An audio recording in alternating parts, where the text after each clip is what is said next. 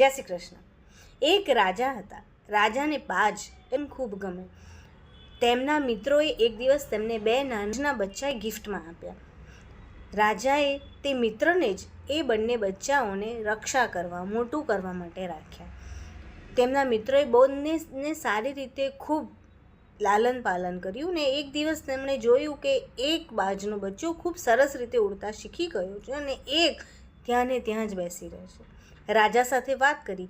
રાજાએ આખા નગરમાં ઢંઢેરો પીટાવ્યો કે બાજને જે ઉડાડશે તેને હું ઘણું બધું ઇનામ આપીશ.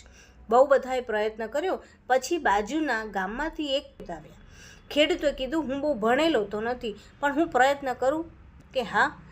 ખેડૂતે પ્રયત્ન કર્યો અને બાજ ફર કરતાં ઉડવા લાગ્યું. રાજાએ તરત જ પૂછ્યું કે એવું તે શું કર્યું? ખેડૂતે કીધું, મેં વધારે કશું જ નથી કર્યું રાજા સાહેબ. એ જે ડાળ પર બેઠો હતો ને એ ડાળ મેં કાપી નાખી, એટલે ફર કરતો એ ઉડવા લાગ્યો.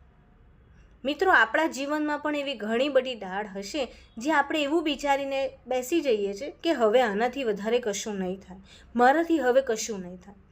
આ ડાળ એક વખત તોડી નાખશો કે છોડી દેશો ને તો ઉપર આકાશમાં ઉડવાની ઘણી બધી તાકાત આપણી અંદર રહેલી છે.